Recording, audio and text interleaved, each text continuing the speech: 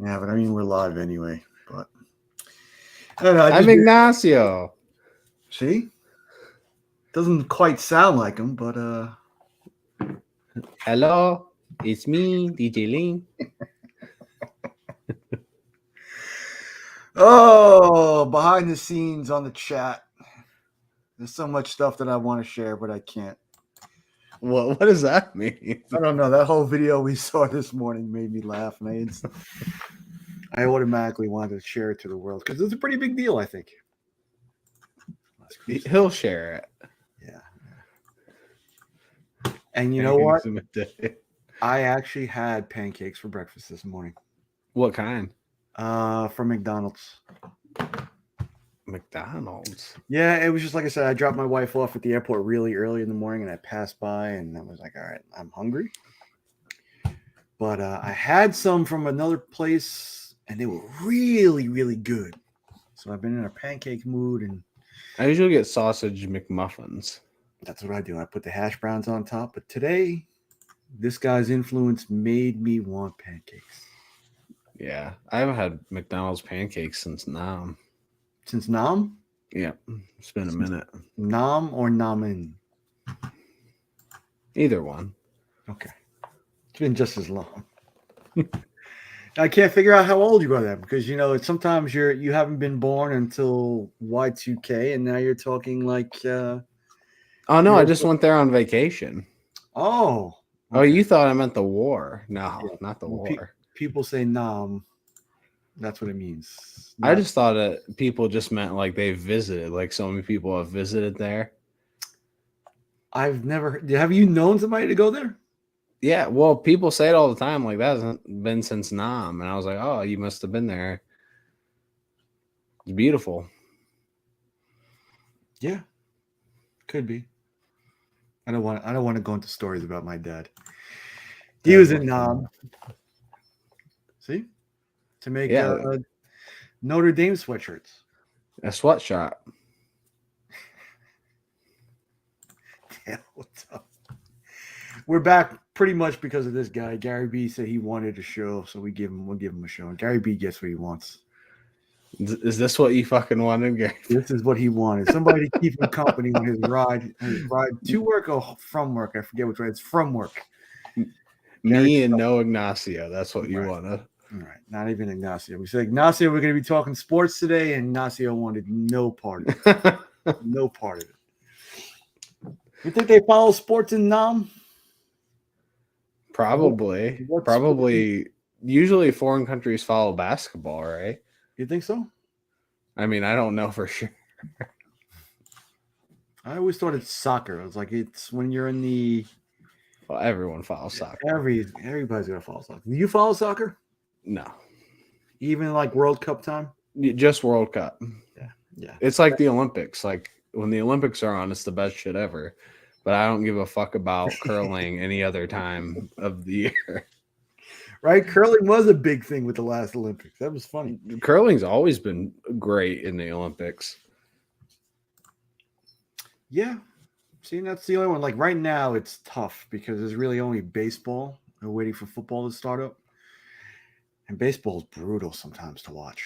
Yeah, this week I've been off work, so I've like really watched a lot of baseball. Mm-hmm. It has been a great week for baseball. Yeah, I don't follow. What's been making it a great week? There's been a lot of walk-offs, like the Cubs won in extras.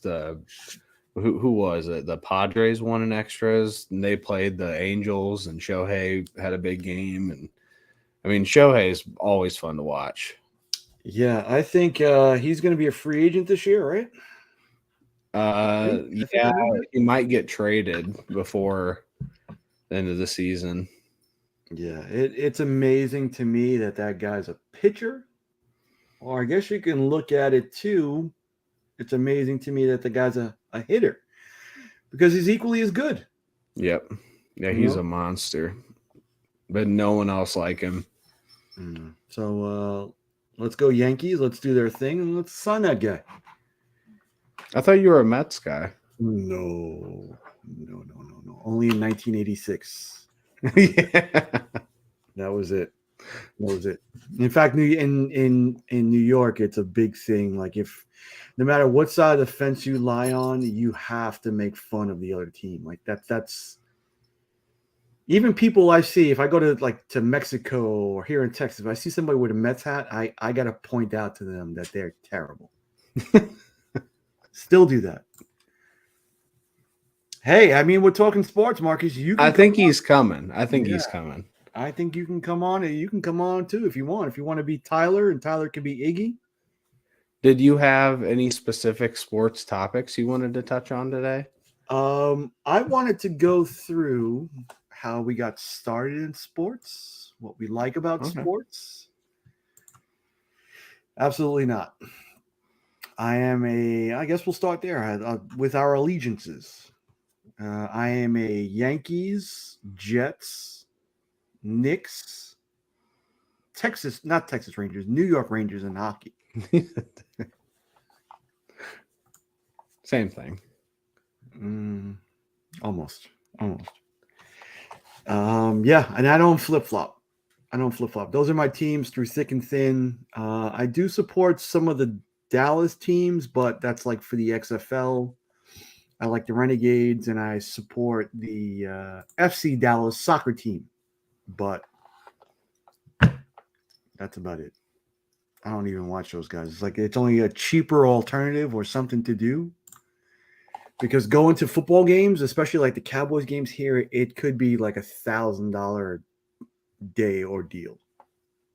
Yeah. Tickets, parking, food, and I'm not that big of a fan. So Yeah, and it's the time because I've gone to Colts games and I don't want to put the time in, like the drive, and you have to get there so early, and then the drive back with the traffic is like over 3-4 hours.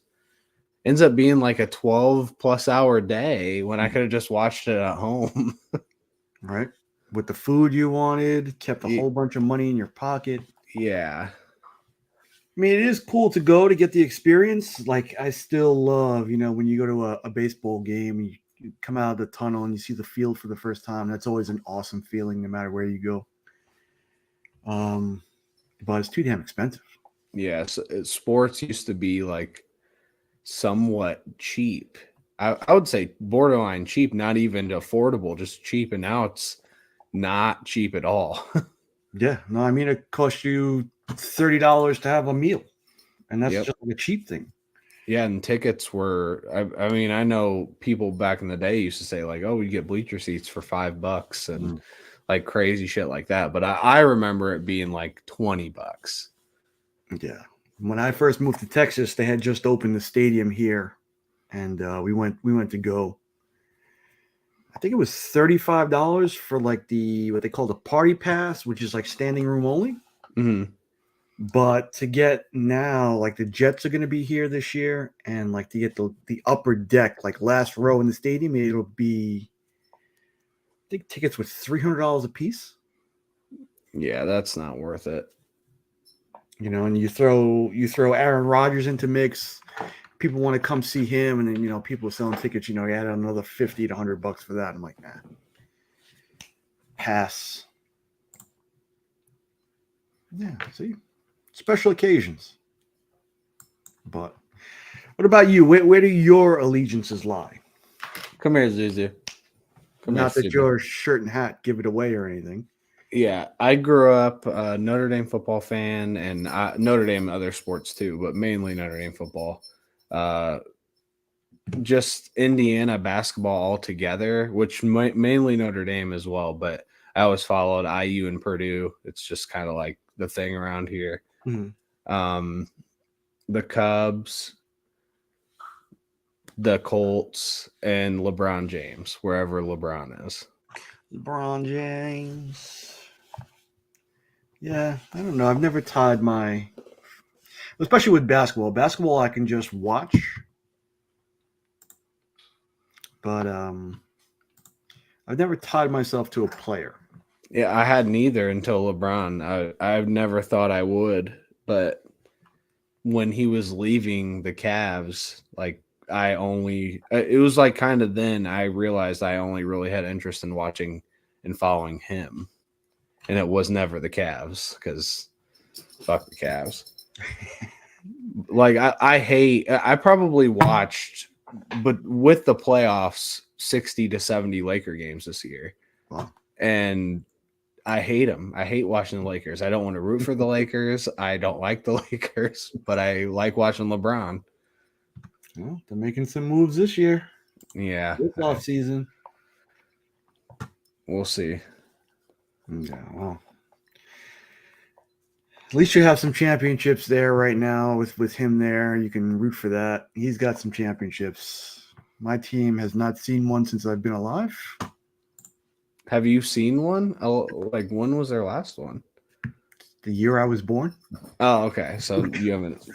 I've never seen a Notre Dame championship either. Like I think the championship that year was in May or early June, and I was born July, so I missed it. Bird, what's up? But also, I remember back in the days, I think it was like 95. I guess my only bright spot has been the Yankees. And the series they played against the Mariners, I think it was in 95. So I'm good. sure. So good. We lost like in a last inning play or something like that. I forget. But that team had Jay Buhner, Edgar Martinez. I forget who else. Randy Johnson was pitching for them. Are you talking about the Mariners? The Mariners back in the day. Yeah, and they had A-Rod and A-Rod for a couple years. Yep. Griffey. So good. So good. But yeah, I don't remember who was on that Yankees team besides Derek Jeter, but no, I don't remember. I think that was actually the year. Did Jeter come up that year?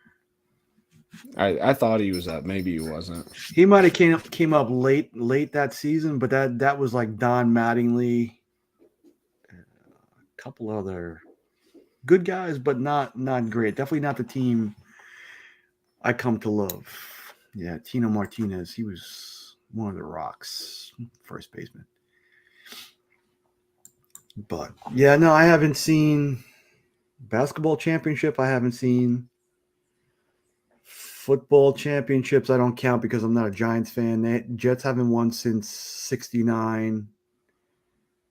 Rangers that year, '94 was a magical year because they hadn't won in like I think 80 something years. I mean, not Cubs long, but close. It was close. That's really close. I mean, I don't know if you watched any of the Cubs World Series. I did. I feel like everyone fucking did. It was like huge. But that shit was crazy. And I even said it, especially the year after, but that year specifically, that so many of those players weren't that good and that they were just peaking together. Yeah, they come about at the right time. Was Chris Johnson the first baseman? Rizzo? Was it Rizzo? In 2016? I can't remember. I don't know who Chris Johnson is. Oh, you're testing my sports knowledge. It was definitely Rizzo. But like Javier Baez, he's not good. He just had like a good year and a half. Schwarber was pivotal in the World Series, but didn't play all year. And he's just been okay. I mean, Chris Bryant had 2 magical years and just crapped out. I don't know what the fuck he's doing now. I think it might have been Chris Bryant I was thinking of. Zobrist was obviously a great pickup, but then he got divorced and like left baseball. Yeah, women will do that to you. David Ross. It was really just the perfect storm. Let's see. Who was Zuzu's favorite team? Barking. Yeah, I mean, anytime like that, especially what was it? 100? Was it 100 years? 108. 108 years. I mean, you got to cheer for a team like that. I guess everybody but the White Sox were probably cheering for them. Yeah, I mean, even them probably. But the Indians are next. They have like a 70-year streak now or something. Yeah, and they came close too. They were a major competitor to the Yankees back then with Albert Bell, Manny. Albert Bell. The Indians And have had Tony, like an all-star lineup of people that they've given away because they didn't pay him.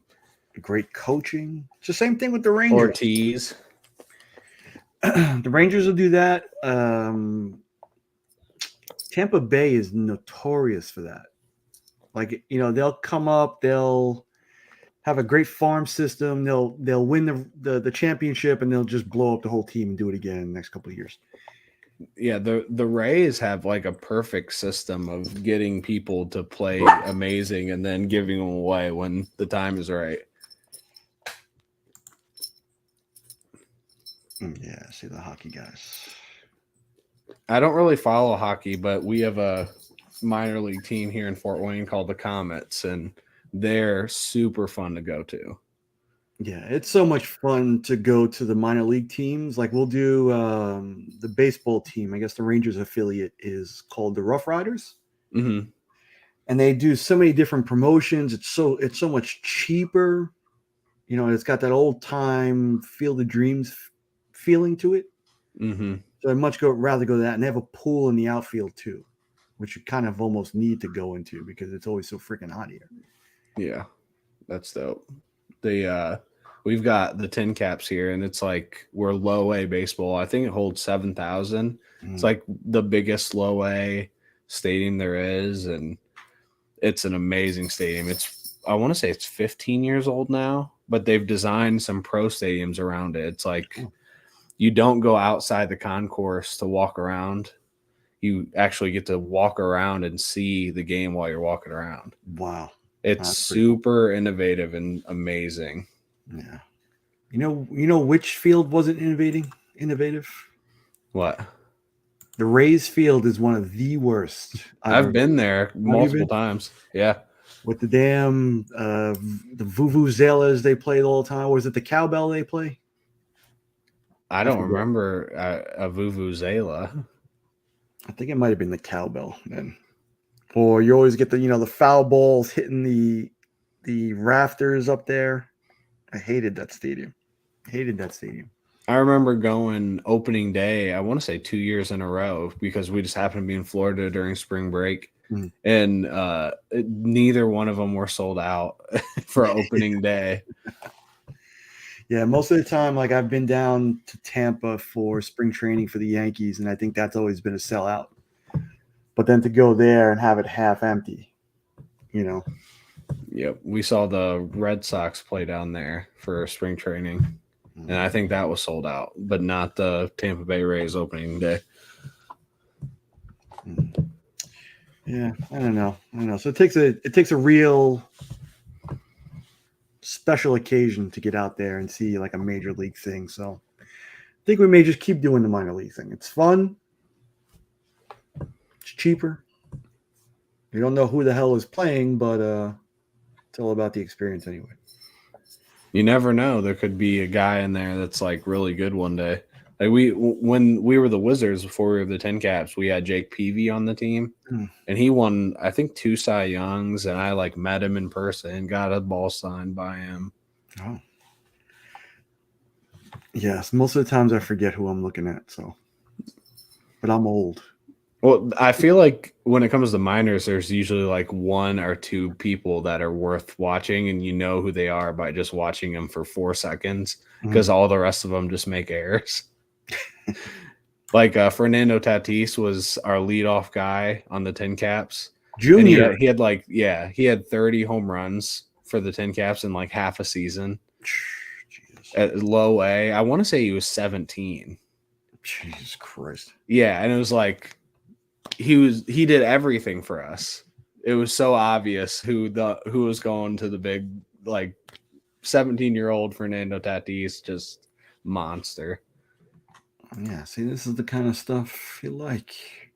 Yeah, Mike Trout in 2000, I think it was 2010, was in the Home Run Derby, and that had to be our first year we had our new stadium, and they did it here in Fort Wayne, and he was in the Home Run Derby here, and he didn't hit very many. He kind of came out of nowhere. He was like a good player, but then he just turned it on. Yeah, something just clicked for him. But speaking of which, how did you start? Like, what's your earliest memory of sports? Uh, earliest memory. That's so the first day I came out of the hospital, I was 3 days old or 2 days old. I went to my dad's basketball game he was coaching. Obviously, I don't remember it, but like that was my entire life of my childhood. I was constantly at basketball practices for my dad, coaching and like everything. Like most time we didn't have a babysitter, so I would just be at practice as Practice? a little kid. Yeah, he Talking about coached. practice? Speaking of soccer, he coached DeMarcus Beasley in basketball. I don't know if you know that name, but he played for Team USA in soccer and the Chicago Fire. But basically, my earliest memories of sports are me just going to practice and like watching the kids play and dribbling and trying to learn how to spin a ball, shooting around. Mm. Yeah. So did that foster a love for you, or did that kind of take you out of it for a bit? No, for sure. I loved it from day one. Yeah, and it really helps being a giant too. So, No, I always loved basketball and baseball, especially just everything about it. Playing Wildcat baseball, we have this like free-ish organization here in Fort Wayne, mm. and I remember playing when I was 5 years old, all the way till I think I was 13, and then basically my entire life up until I got a real job where I work now, I was either playing or coaching baseball. Did you play in high school? I didn't play for my high school, but I played during high school. How does that work? Just like Little League. Oh, so outside leagues, like Yeah. okay. Yeah, same for me. It's like we had a few different leagues in Brooklyn. They had the Police Athletic League, which is where like all the neighborhood kids played. Um, then there was another league that had like traveling teams. One team that even went to the friendship games in Japan, I think it was. Oh, nice. Not me personally, but it's just the baseball stuff I was involved in. Yeah. Um, My uncle did that. He went to Japan mm. when I want to say he was 12 and did that. Yeah, and like baseball was my favorite up until probably like eighth grade. And that was like the first time I picked up a basketball. And then from there, it was just that was it. That was Mm-hmm. it. I pitched for junior varsity, 10th grade, and 11th grade. I tried out for the basketball team, and then I made varsity. And then my parents wound up going through a whole tough time. We wound up moving out. I was kind of like a knucklehead, and then I missed practice without telling anybody and got kicked off the team. And that was the end of my career. Mm. But my early 20s was just every single day we were at the park playing. Every single day. The summers were all about softball. And that went for a long time. I mean, even basketball now still, I haven't played lately, but it's one of those things I feel the need to always play. You miss it? I miss softball sometimes, but the last time I played was probably about 7 or 8 years ago. And I made a routine fly ball catch in center field, and I went to curl hop the ball back in, and I pulled the hamstring. So I was like, Softball's scary. I think that ball is like big and heavy and can really hurt you. yeah. But I I'm not a mean, fan of that. when you get hurt doing the non-athletic thing, you know it's time to hang it up. Basketball, yeah, no, basketball, it's tough now because I play with younger guys, and it's not fun. It's not fun anymore. Father time is undefeated. So, but I do still miss it, like to watch people or to go. If I take my son to like the trampoline park, they always have those rims above the trampoline where you go up and dunk, and I'm like always like, I want to do it, but I'm always worried about getting hurt. No, I would not be doing that. So Coming down. C Bizzle, you said, where is it? The Pistons started in Fort Wayne. My grandpa actually played for the Pistons in the 40s. yeah, you have a long lineage of Mhm. basketball Yeah, like two. experience. No, but still, that still goes back, like you said, to the 40s. That's what, 80, almost 90 years ago. Yeah, I guess, but I didn't do anything with basketball, so. Well, still, I guess we all inherit our loves. I guess that's where I inherited my teams from. I don't think I would have been a Jets fan if it wasn't for my father. Yeah, I don't know. I tell Elijah, like, you don't have to pick my teams, but when you do pick a team, that's the one you got to stick with. You can't flip flop.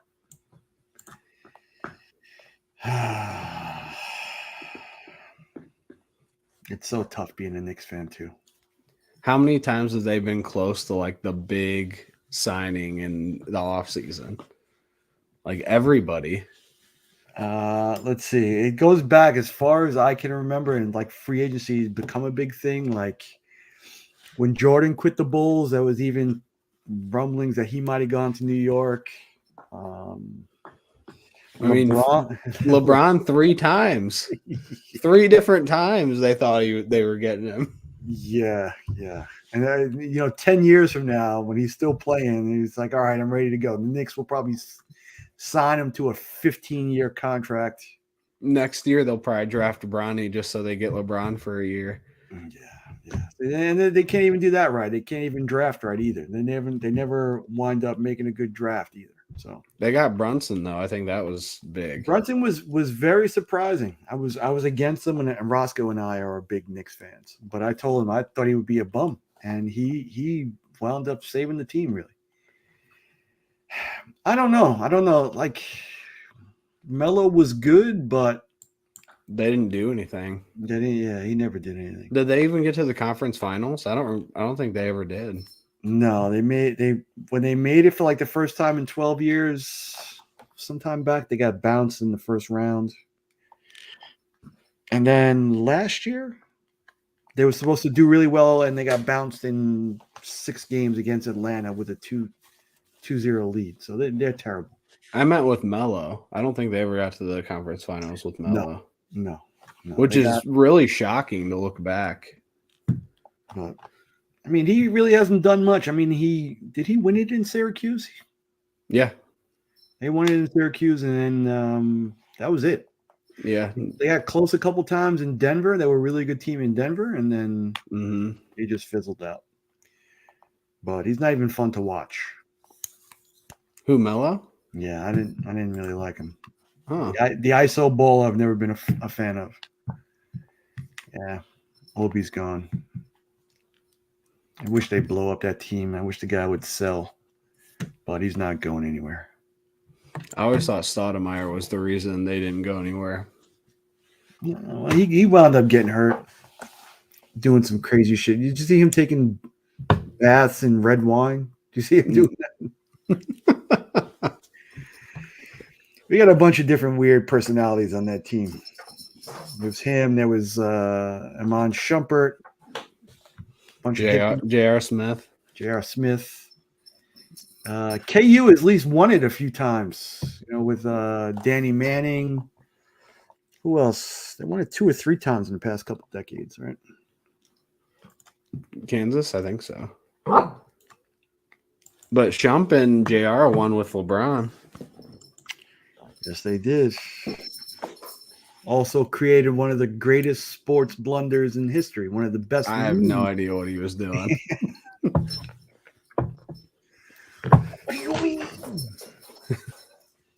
There's actually a good documentary, and I told you about that on Amazon Prime, where he's actually in school now and trying to become a golfer. Yeah, I saw that. Which is a sport I'm trying to pick up now. But it's hard. It's expensive. What makes it tough here in Texas is nobody wants to be out there in 110-degree heat. being frustrated. So yeah, golfing's big here in Indiana. I'm not really into golfing. It's just a little too boring for me. I think it's a good sport, but I don't know. okay, so do you have any wish to get back into a game? I'd like to coach baseball again for sure. But not playing. Like, what am I gonna play? I don't know. You don't have softball leagues there? No, that doesn't really interest me. I don't really like softball. Like I said, I think it's scary. Well, they still do have those 40 and over leagues for Yeah, baseball too. yeah, that would be more interesting for me, but I don't really care about that. I'd rather just coach. Like my first year out of baseball playing, I coached a 13-year-old team. So I was 18 coaching 13-year-olds in little league, and we won our city championship or whatever it's called, regional championship. And that was seriously, that had to be the most fun I had. I think coaching, like I said earlier, I've basically been brought up around coaching with my dad. Mhm. And my mom was the same way with being a teacher, and she coached too. Like that felt like more of my calling than playing. Because you probably like the psychological aspect and annoying the hell out of the other team. Oh yeah. Really. There is no doubt about that. I have many good stories. A lot of, just because I feel like I understand the game and the rules so well, a lot of times something would go on and I would just go out there and tell them what the thing is, and I'd get calls flipped, which I think is pretty rare to see. And the other coach would come out and start arguing. I'm like, do you even know the rules? And they'd go on, and I would go out in the middle of the field and like lay down and do snow angels. And Really? and I'm 18 years old, like, and then I'm right. At the end of the day, I'm right. Or people would balk and I would call it before they would, and it'd just piss off the other team. And it's fun to talk shit to a bunch of dads who think they're the shit. Yeah. Because it's way more fun than talking shit to kids. Knocking them down a peg. Yeah. You know those dads are living vicariously through their kids. Well, think about, and it feels so mean to like look back, but all these parents had been coaching their kids since the time they were basically born, coached them all the way up to their 13. And then this new guy comes in, 18 years old. We win the championship. I coached the all-star team. We go to state. And so, and then I coached the 14-15. I drafted mostly 14-year-olds. They took all the 15-year-olds, thought we were the worst team. We won city. I coached the all-star team. We won district. We went to regionals. And so we were one step away from the Little League World Series. Wow. And I was 19. And just life made you stop? Then the next summer, I was going to coach again, and I got my job at GM. Yeah. Yeah. Sucks how life gets in the way. Yeah, but it was really fun. One day I hope I can do it again with my friend's kid, Grant, who I do Irish Uncensored with. Because I was coaching baseball with him.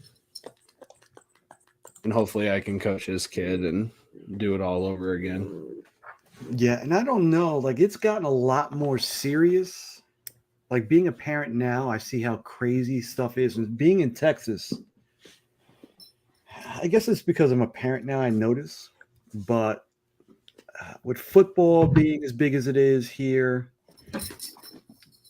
if kids are undersized in elementary school, the parents will actually hold them back. So they get a growth spurt, like they're the biggest kid in the grade, just to get ahead in football. So that's crazy to me. Yeah, I mean, that happens here too, but I don't think that's good because I mean, what does that teach you, really? Yeah, it's not worth it. Not worth it, in my opinion. But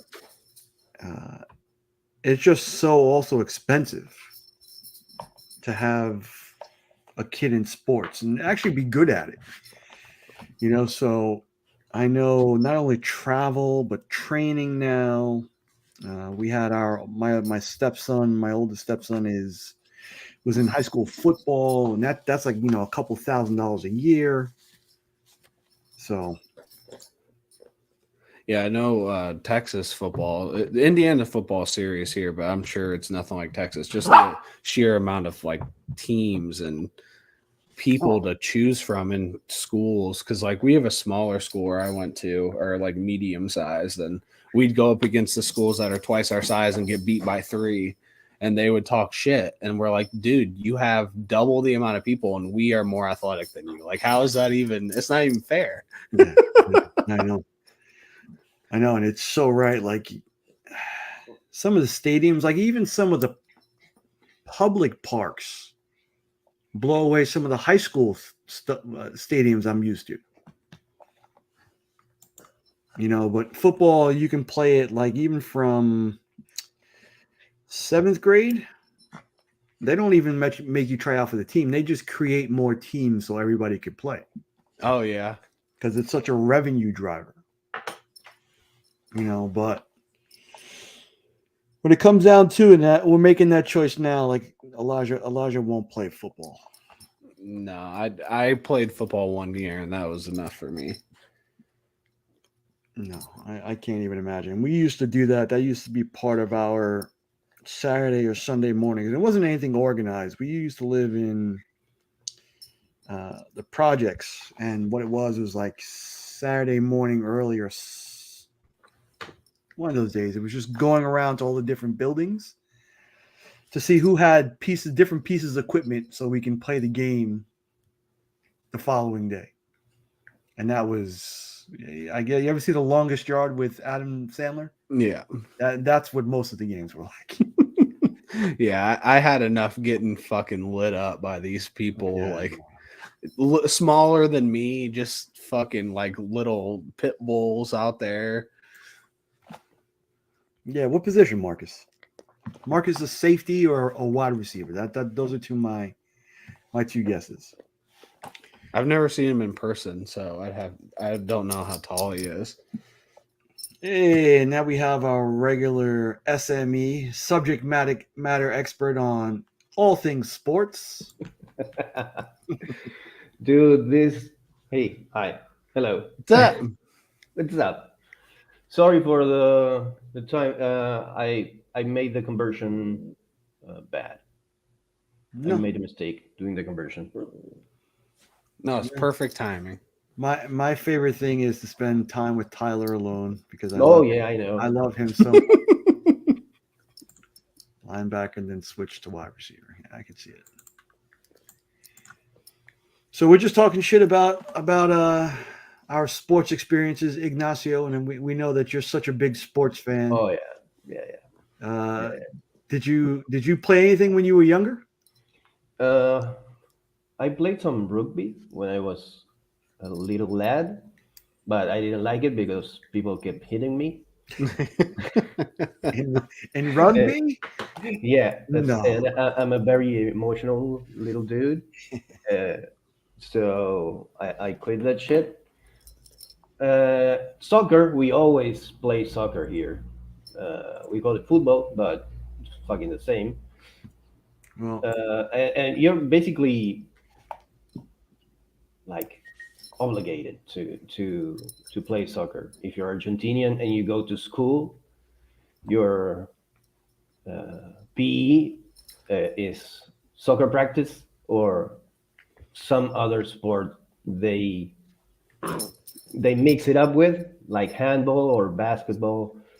But I hate it all, so I choose soccer because I could stand there as a defense player, and when someone came close to me, I could whack them with my and throw a flying kick or whatever. They hated me. yeah, well, I guess when you have arguably one of the best players on the planet from that region, it tends to skew what you're going to be playing. Yeah, it's a relation here. Sure it does. Now you have to specify handball because there are a few versions. You're talking about essentially basketball with no dribbling or moving, right? No, no. The one with the goalie and Yeah, the that's netball. that's netball there. Yeah, Yeah. you have No, you guys, what Nick just described is netball. okay. You guys are Netball. weird. I didn't. I have never played that one.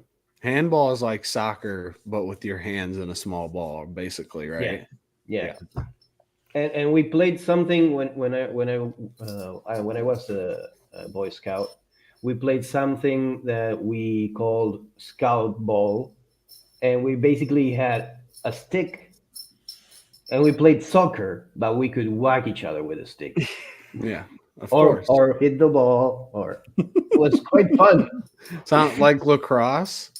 Yeah, but Lacrosse is fucking terrifying. They just like Yeah.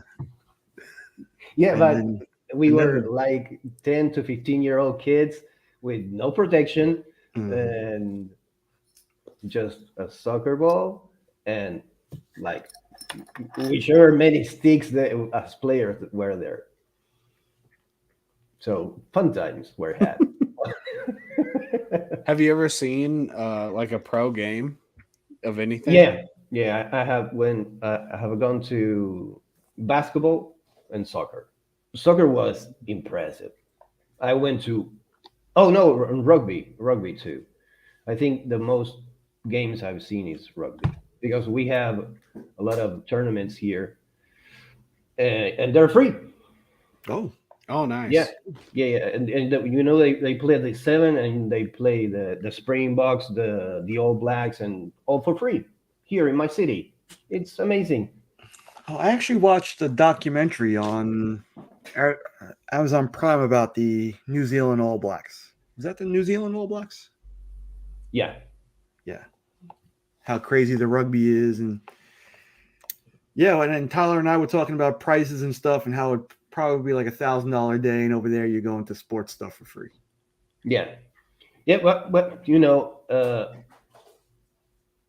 we have a lot of things for free here, and mostly important things are also free, like healthcare. Yeah. If only. Well, that's the thing, you're balancing. It's a tough balancing act because when the government subsidizes a lot of activities for the people and a lot of services for the people that are considered a human right, you can be like labeled as a socialist or as a communist, and that's tricky for you Americans. America. No one wants to be a red communist.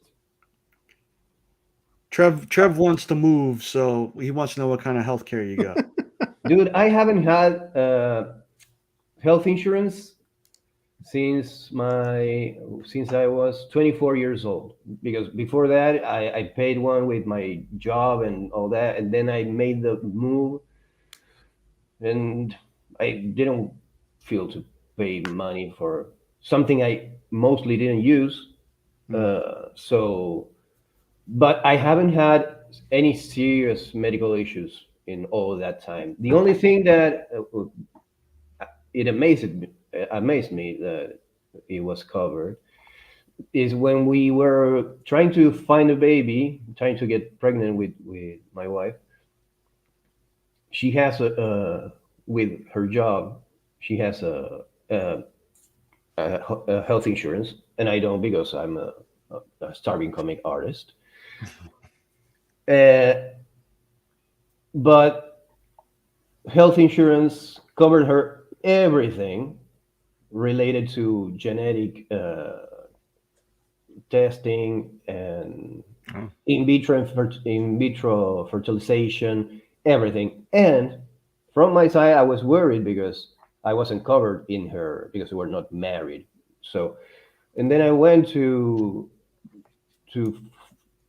gather some information, and they told me that everything was covered on my side too because that's free healthcare. If you're having to do the genetic testing for having a kid or in vitro fertilization, there's a law that covers either or both the mom and the dad. Oh, So the facility to do the testing wasn't in it's not in my city. There's not a facility, or it was closed or something, I don't know. So they cover my travel expenses to the other side, to the other to the capital of the country, to Buenos Aires, to go jerk off in a cup and get my test DNA test results. did you tell them that you could have reached the cup from where you were sitting anyway? Oh no, that was a very traumatic experience, dude. Traveling 10 hours to jerk off in a bathroom, that was quite something. Traveled And a lot. Traveled a lot longer than that, Iggy. You know what I mean? yeah, that's right. That's true. But not to jerk off. Yes. Um. We kind of have the same healthcare system here, but it's the opposite. Instead of going and they pay for you to like go and jerk off in a cup, you can get paid to go and get an abortion. It's like the same thing. It depends on the state. Yeah. Almost. Yeah. Do you know Well, what it costs to have those IVF treatments here? I think it's like $15,000 or $25,000 a session. I think something like that. well, here is cheaper, but it's expensive nonetheless. But and when we saw the prices, because we have access when we go to the doctor, and they tell you all the drugs the woman needs to inject herself with during a whole time, and blah, blah, blah. They give you everything, and when you go to the health insurance, they cover everything. Yeah, long trip short stay. Yeah, yeah, Well, you could drag it out if you want to. yeah. I edged a little bit in the bathroom, but people kept coming in. It was light, it was light a weird. candle, light a candle, turn the music low. Yeah. So the prices were shit. They were crazy. Yeah. My wife, I dropped her off. She went to Mexico today, and I told her to get me some pills that'll help me grow my hair back. Oh, nice. So I may have an afro in 2 or 3 weeks, but it'll be a lot cheaper than it would be here, and you don't need a prescription. Yeah, you can also go to Canada. Fuck Canada. Yeah,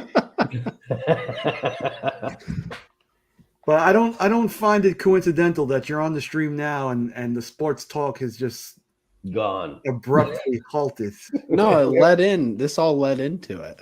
to Yeah, jerking we off. can go back to sports talk, because after years of hearing Bruce and Stephanie recommend it, I started watching Ted Lasso like Oh, okay. 2 weeks ago. I finished season 2 like Friday, and I liked it. I wasn't expecting to cry every episode. Yeah. Tyler, have you watched it? I've watched a season and a half. Okay. It's a great show, and like you said, Iggy, I went into it expecting to hate it. But once I watched like the first couple episodes, I breezed through everything that was on there. Yeah, well, that woman Yeah. helps too. That's a beautiful woman.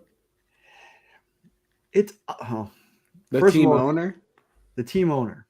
Yeah. Team owner. I think that's probably the only female on the planet almost as tall as Tyler is.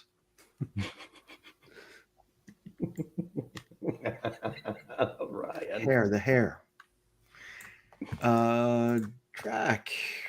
Hey, Drac. Someone said "Fact Canada," and you showed up. I think he was lurking. He's always lurking, waiting for Canada to be mentioned. Then he pops up. Yeah, I think he's lurking because I think he has a new trauma, and he's afraid of actual Van Helsing popping up and killing him again. Such an epic. But that first season, especially the scene where they're playing darts in the bar, Mm-hmm. I love that scene. Yeah, I and the love thing that. is, I wasn't expecting to feel emotional about a series about a soccer team. You know, I hate soccer. I hate sports, but these motherfuckers made me watch it. It's so good. And the thing is, every story has been told, but the way in which they tell the story, Mm. because you can see the storylines, and you know what's going to happen. You kind of, you know, even when you are like us, that we are nerds, we read a lot of things, so we kind of smell the plot devices, we kind of see the tropes showing up, and but it's told in a really good way. It's really dynamic, and the characters are so good, so well written, that I know now why they insisted so much that we need to watch it. All right, so I'm gonna put something in the. Well, do we have a private chat? Yeah, we have a private chat. I'm gonna ask you what your favorite character is. Don't look at the private chat yet. Don't Okay. look at the private chat. Don't look at the private chat. Who's your favorite character, Iggy? Well, I have a couple, but I like Coach Beard. All right, that was rough. Uh, I like Ted, but my favorite is Roy Kent.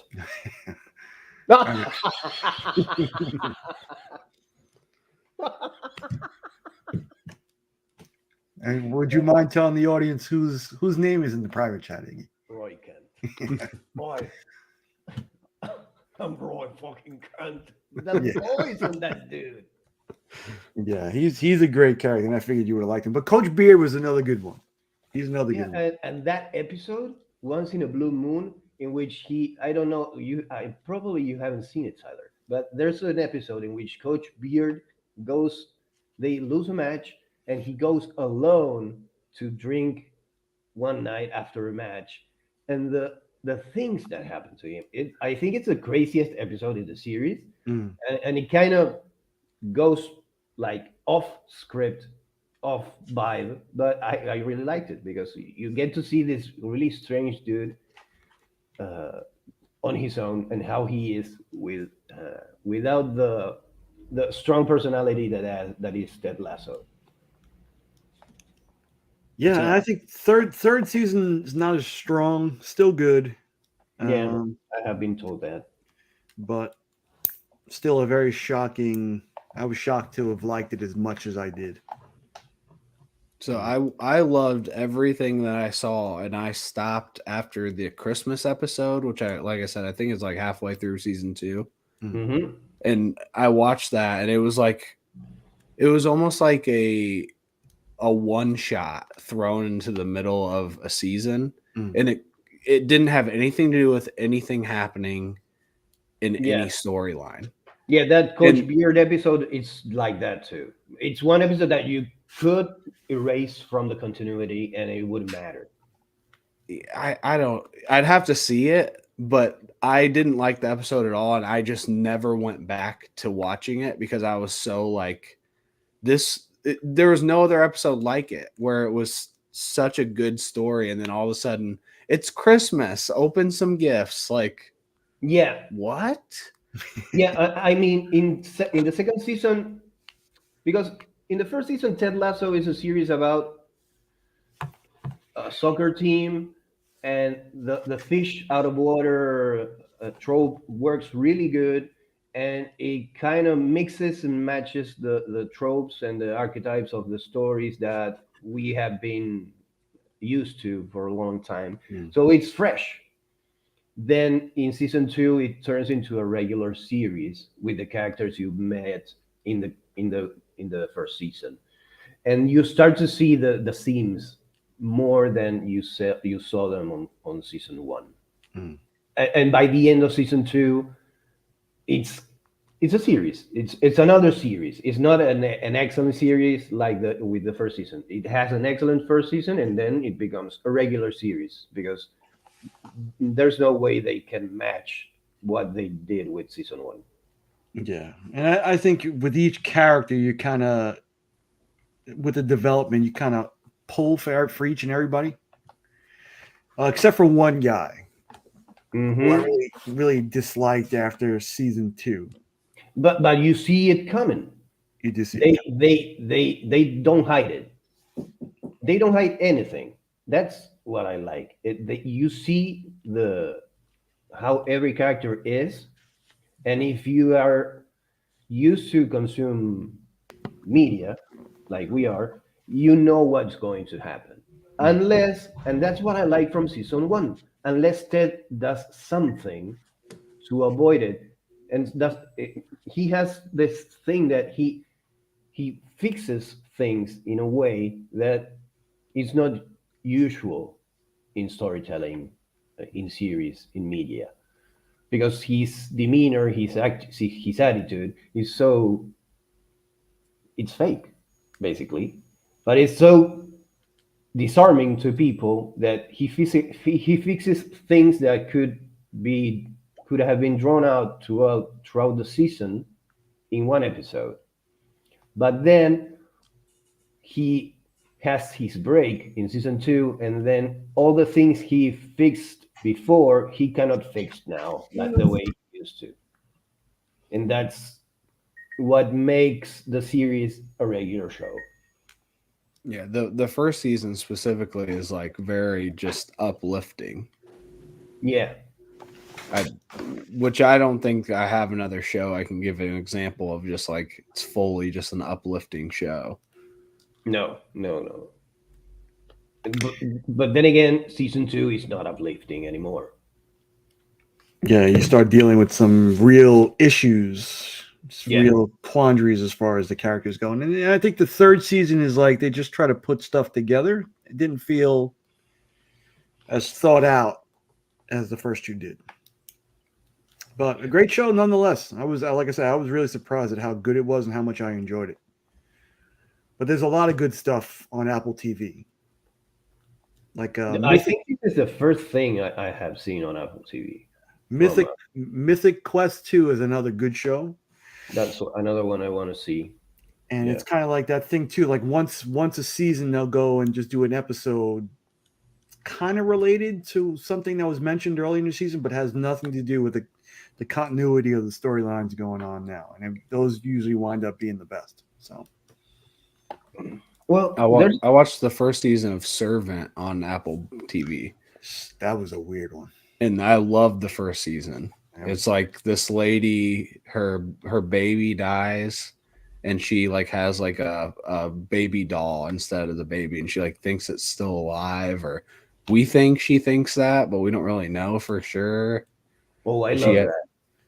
It was M. Night Shyamalan, I think. He like directs a couple episodes.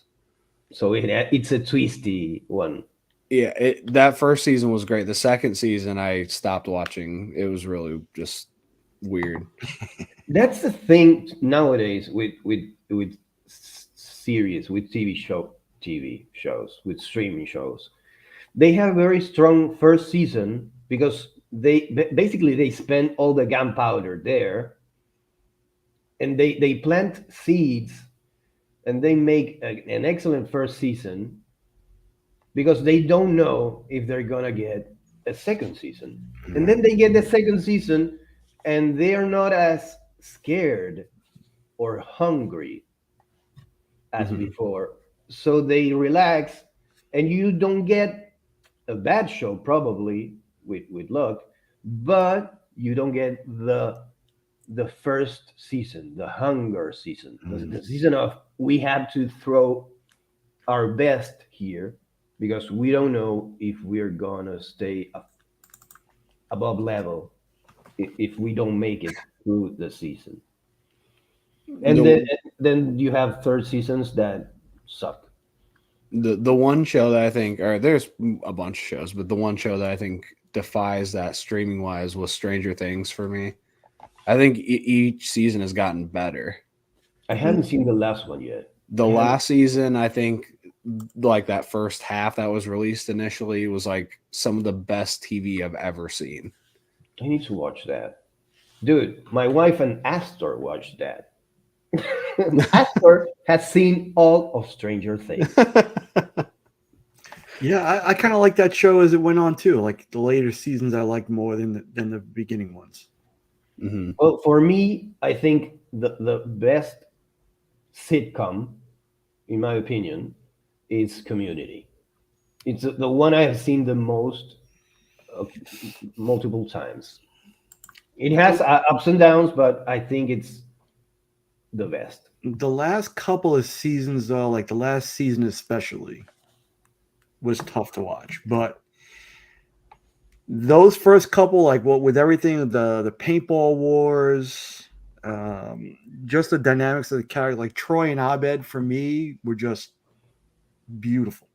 Yeah, and since it's a sitcom, it doesn't matter if you watch it all or if you watch a couple of episodes here and there. What, but with series like Stranger Things, you have to watch the whole season, Mm-hmm. or you have to feel what you felt when Game of Thrones drops the ball, or Yeah. Lost dropped the ball, or whatever. Racist Chevy Chase. Yeah, And it's amazing how much TV has changed, since the early aughts until now. Like the show you sure. had in 2004, you can't make now. Yeah, the other day I was, who it was? Was it Danny Brown in his podcast or somewhere else, was talking about Robert Downey Jr. in Tropic Thunder, Mm-hmm. and they didn't care No, That no, was like because, 2010, I yeah, think, because right? they no. understand that. Earlier than that because I hadn't left New York yet, so it was like Okay. 2008, 2008, I think it was. Okay. But But that was classic. maybe it can be done. The risk is high, and maybe the reward in the social climate that we have nowadays is not as enticing, because nowadays with YouTube censoring comedy, you basically have the biggest platform in the world basically telling you, oh no, you cannot say this here. So your freedom of speech is relative to our desires and guidelines. And that basically gives you a little hint of what the world is feeling now Mhm. regarding comedy and extreme comedy like that. Yeah, I think there'll always be a market for it. Oh, for You know, sure. our demographic will be more apt to see it and read the Yeah. articles about the outrage about it, but Yeah, but for example, have you seen The Machine? I haven't seen it yet. No. Exactly. You haven't gone to the movies to see The Machine because the social climate doesn't promote the going to the movies to see a crazy comedy. Mm. When I remember when I was younger, we went to see Scary Movie, the whole fucking saga, which I hate, to the movies because my friend was a fan, and we had a policy that, okay, we're going to the movies. One movie, once we go, I choose the movie. The other time, you choose the movie. And he chose such shit movies, but they were all comedies. So I just went and have a laugh, and that's how I ended up watching Dude, Where's My Car like 40 times. Yeah. It's hard too because I miss seeing movies like Step Brothers, Wedding Crashers, Old School, Yeah, but why would you miss it? You can see them in your house now. 40-year-old version, but I'm talking about new ones like that. You know Well, what I there's mean? one out now, the Jennifer Lawrence one. I heard it's pretty good, but I haven't seen it. No. Yeah, but I wouldn't go to the movies to see it though. That's the thing. But You that's why they're not going to come out anymore because we don't go exactly see them. We'd have direct, to go see them. directly on stream, Yep. which is good. I mean, it's a change in pace. It's a paradigm shift.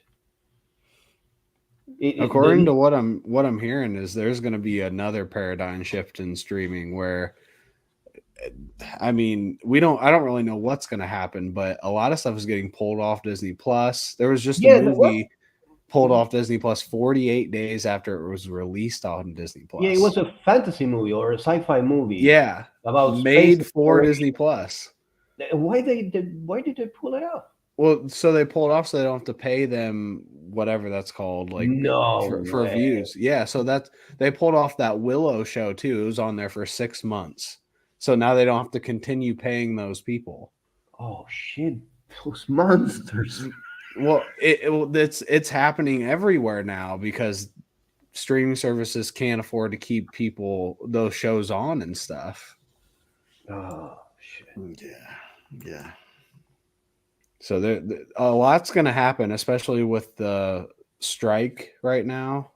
I can see in the next 5 years, maybe there won't be as many streaming services, or maybe there'll be more theater movies than there are now because they don't want to put them on streaming services right away. I don't know. Those cheap bastards. That's how they keep their money and become the strongest corporation, one of the strongest corporations in the world. I think they're losing money. No, Tyler, come on. Disney? Do you really think they're losing money? They're not making as much as they would like. Maybe not losing money in terms of like actually their money going down, but I don't think it's going up like it used to, or even close to what it used to.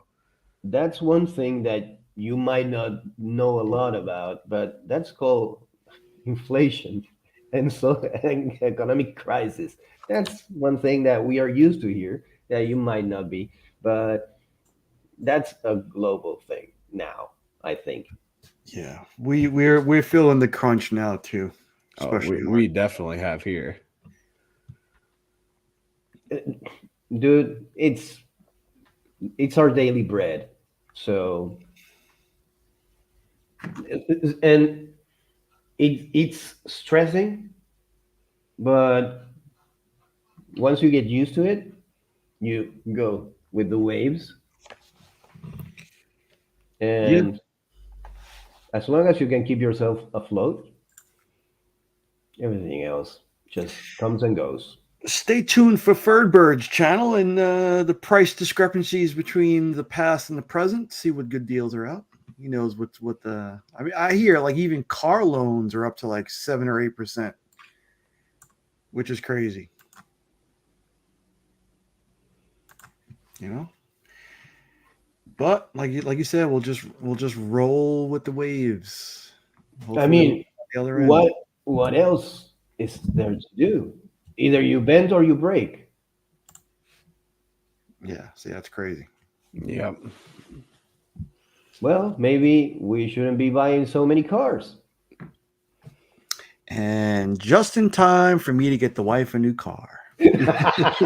Well, get her a used one. We can't keep. The car production here, just because obviously we make trucks, we can't get them out fast enough because so many people are buying them. Yeah, because there's a system there to keep the cars and the economy in its totality. You keep it running. It's part of the system, and it's a system that works if people have money to spend because the used cars don't disappear. Someone else buys them, and the people that sold that one buy the lease, because basically that's it. You have a lease, you change your car for a new one each X amount of years, right? Mm-hmm. Yeah, I'd say the biggest thing is we fell so far behind from 2020 with the chip shortages and us being out of work that we I don't know if we're ever going to catch up. Well, that's good. You're going to have work steadily. Yeah, but they've also closed down a lot because there's some cars that just aren't selling anymore. It's like people only buy SUVs and trucks. I know we stopped selling the Impala, the Cruise. I'd have to go through all of them, but just a lot of regular cars are done. Yeah. And we welcome Mark into the chat. We're just discussing how much the inflated prices of Turok ones have impacted our economy. I wonder if it'll make the Comic Tom top 10. Probably, Oh, I probably. hope. It Go should, check out right? Mark's video about what's happening to the comic book market right now with this particular issue. Turok #1, Turok week. A little insight on inside trading. For sure. For sure. I was looking at those eBay listings. I'm like, what the hell is going on? It's like Yeah, that's the $15. power of buying. The power of the buyer. It's the power of suggestion and FOMO. Yep. But if people don't play the game, then the price doesn't go up. right, you are correct, sir. But a lot more people experience the FOMO now. Hey, Chris.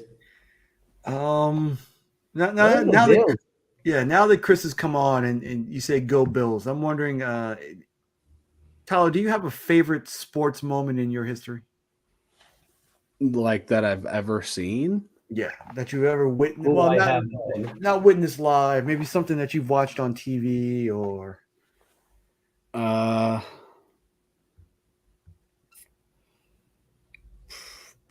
Probably the Cubs winning the World Series would have to be it.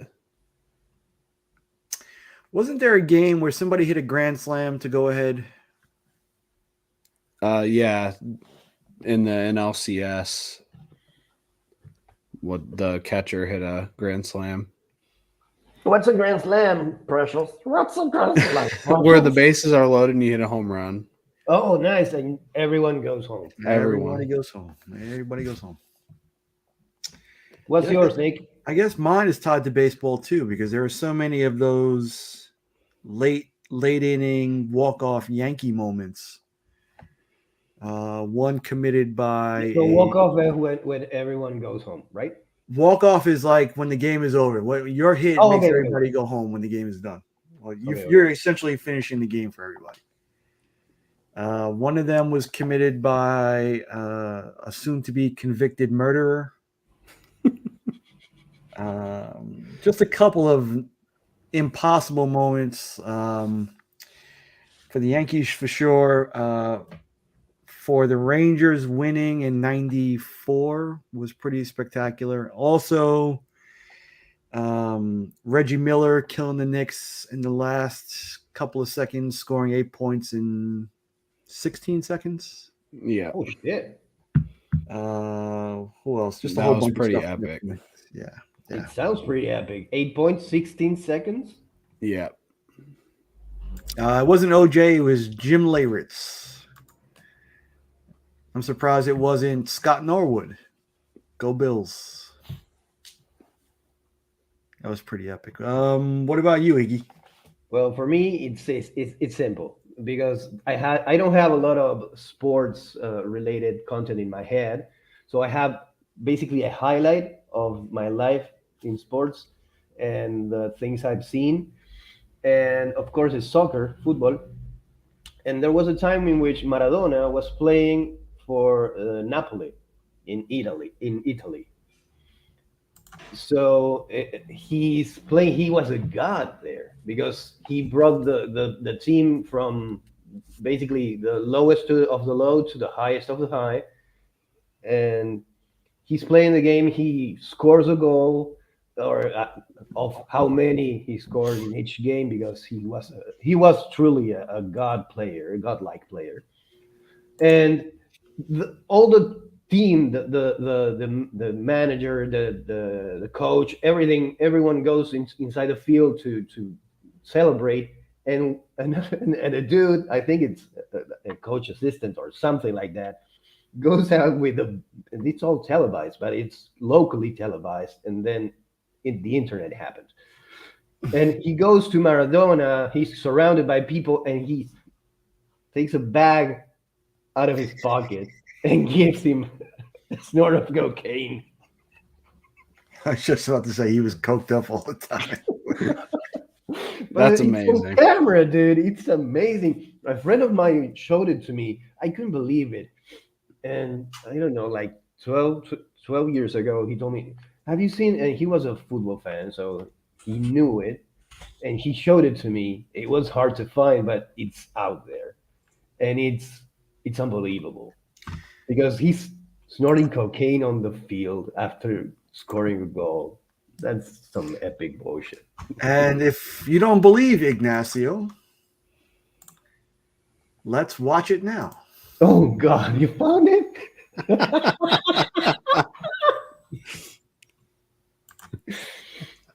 I've never seen this either. Look at the shorts. I mean, you got to be on coke to wear those shorts. Man, yeah, that looks like a diaper. It does look like a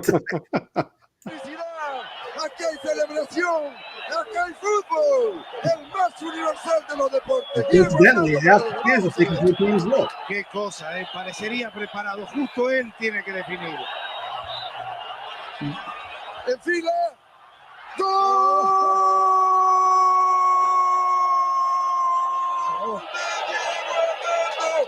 Maradona. Selección de América 6. Resto del mundo 5. 4-3 en penales. Gana el equipo Selección de América. Si faltaba algo. There you have it. Yeah, and this is the clip, but I had a different memory on my head because he wasn't playing for the Napoli there. He was playing for Napoli, but that was a friendly game, a friendly Well, match. maybe he did it multiple times in multiple games. Yeah, maybe. Yeah, that for sure. That for sure wasn't just a celebratory thing. That's probably like the halftime, the pregame ritual, a halftime speech. Yeah, he had it in the contract. If I score a goal, I need to snort a line. Sad Pablo. See, yeah, that dude was a cheater. He was a great player. He didn't need to cheat. He liked to cheat. When he scored a goal with the hand, I mean, Well, he scored one that's famously known as like the God's goal or something like that. the hand of God, The hand of God. because he used his hand, but he act like he didn't. There you go. An asshole. See? Which is nice that now we have Messi, because Messi is a nice dude. He's a nice guy. So it's a nice contrast because imagine this dude, people idolize him. There's a religion, the Maradonian religion here. Really? It's not official, but there's a lot of people in it. So having that dude as a role model for kids, imagine how many people I know that, oh no, if the Diego, because they call him El Diego, the Diego snorted cocaine, it can be that bad. He must be good for you. I mean, look at him. I know a lot of people that snorted cocaine because in honor of Maradona. People are stupid, man. Everybody gets into their diaper shorts and does a bump. Yeah. Oh God. Yeah, I mean, you really can't beat that. I mean, sometimes you see LeBron. Was it LeBron? Do cocaine? No, not cocaine. Where they'll do. Who was the guy who celebrated by doing the big ball? He's done that before. Yeah. LeBron got a fine for that. That's about as close as we get. I think Lance Stevenson did too. Well, nowadays no one can do shit. No. Oh no. There's too many cameras on them. Yeah. Yeah, I don't know. That's pretty funny. I can imagine just like John Morant taking a bump of coke on Instagram now, and what suspension will be. Off his gun. Oh, his gun. I mean, dude, they have so much money that who cares? Go take a bump on Instagram Live. Well, he showed his gun off on Instagram Live and is going to lose like $20 million because of it. So, Wow. And he's actually lucky that he's getting off like that. yeah. There was talk about sponsors like Nike pulling their sneaker deal from him, and talking like 9 figures you would lose because of that. That's what happened to Kanye, right? Also, when he spoke about anti-Semitic comments. Yeah, he lost a bunch of deals. Yeah, I'm glad. But I rather have a person lose deals because of gun toting on live Instagram that because he said some bullshit. Because we know Kanye West is not all there. But the thing is, too, is like with the Kanye deal, it went away for a little while. Yeah, because who cares? But when the company is leaving like $3 or $4 billion in sales because they don't want to sell those shoes, it's going to come back eventually. Yeah. So they'll just wait for the heat to die down, and then they'll do what they got to do. And Kanye's like filthy rich. Ja is not. Like Ja is just starting his career. I think last year he made like a couple $1 million. Mm-hmm. And this upcoming season was his first season. He was making a lot of money. It was like 40 something million. Oh, dude. And so the million, there you go. You can retire. But that's what I'm saying is like he's only made like $2-ish million a year or something like that up until this year, and he's already lost like 20 million of that money because he's suspended. Yep. So he really messed up his first year he's making money. Well, there you have it. Money doesn't save you. Mm-hmm. So we need to ride the wave until money comes back. Yeah, and how many of those players like lose all their money? Didn't Allen Iverson lose all his money at one point? Oh yeah. I think it was so bad now that they institute something when they're rookies to teach them about the fiscal responsibilities. Well, they should. Yeah. Because even their managers are fucking them over. Which is, I mean, if you have because they're clay in their hands, so they yeah, they don't know any better, and they're getting all this money right away, and they're kids. They wind up blowing right through it. So, I mean, they can make more because unless they fuck up, but yeah, sometimes I think sometimes not. Yeah, like Delonte. Yeah, for every Michael Jordan or Magic Johnson who become billionaires in the game, there's a guy like Delonte West who's homeless, suffering through mental issues. Who wound up being on social media and stuff. People just go broke. Hey, want to bring it to comics? Because it's the same game in comics. Yeah. Superman creators. There you have it. The biggest comic character in the world. And they almost died in poverty. They died in poverty. There's some discussion to be had there. But they didn't get the money they deserved, that's for sure. Was that Marvel Comics #1, Tyler? Action, what is it? No, Adventure Comics #1. Adventure Comics #1. Yeah. I was watching a stream this morning about sports card radio, and they were like talking about some stuff, and they mentioned the first appearance of Superman, Adventure Comics #1. Oh, nice. Yeah. We need to go find that. Yeah. I'm sure that's cheaper than the other one. Diamond in the Rough. Right. Yeah. He mentioned it wasn't even in that good condition. That good of a condition. No, but it's so rare that it's worth more than. Yeah, this dude talking had no idea what he was talking about. Well, I mean, you don't need to know everything. Well, you have a need for being in like understanding sports cards and like grading and stuff, which he does, and then to mention like the holy grail of comic books and being like, well, it wasn't that good a condition. Why did it sell for $5 million? Like, you clearly have no idea what you're talking about, man. Yeah. when you don't know that in those pages there's the seed of superhero comics, the seed of the United States of America's current creation mythology, because that's what superheroes are. Those are your Vikings, your Valkyries, Hmm. and since you are the current world empire, those are our mythic heroes. Yep, and most of them were just thrown in the trash. I mean, not if you have two fingers between your hairline and your eyes.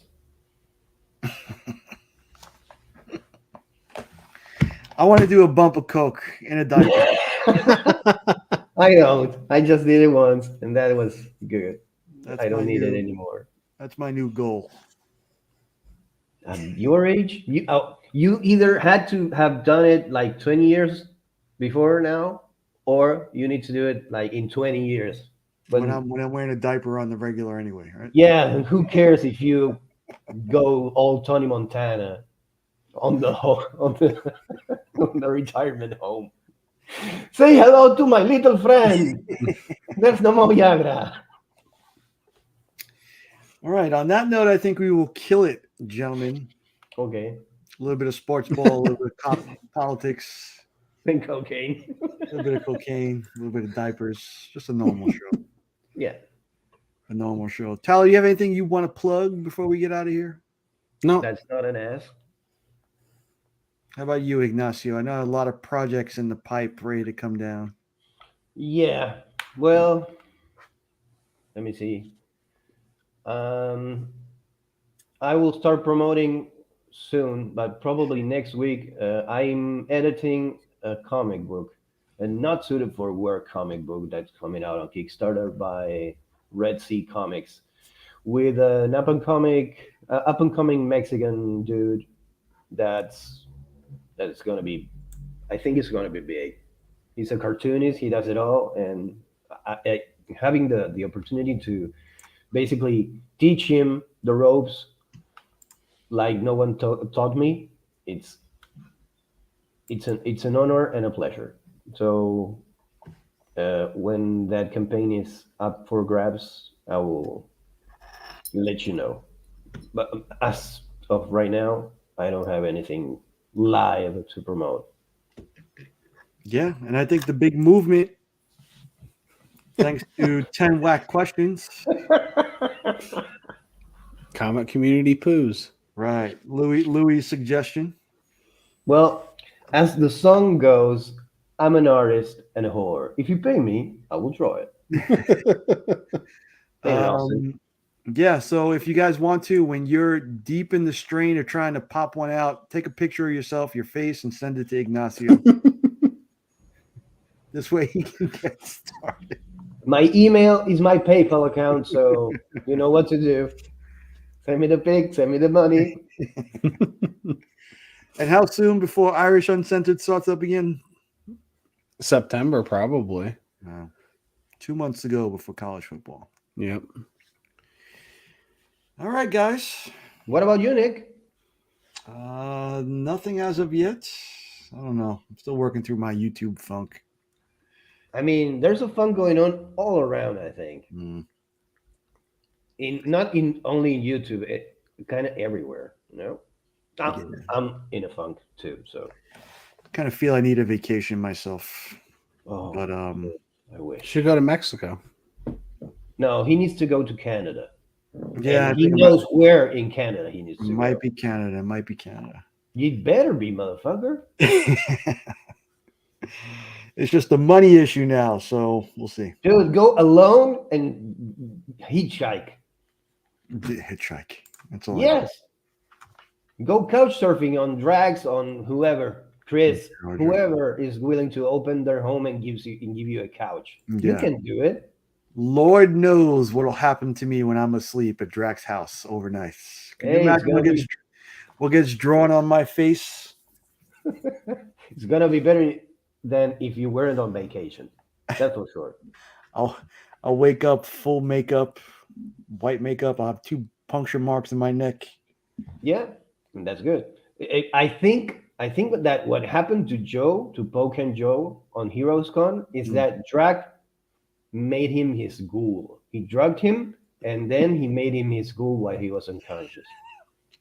And now he controls him. So you're And saying Drag is now the hero. Oh yeah, but no. so you heard it here first. Pocan Joe is now Drax familiar. Yeah, it's like Renfield. He pulled a Renfield on him.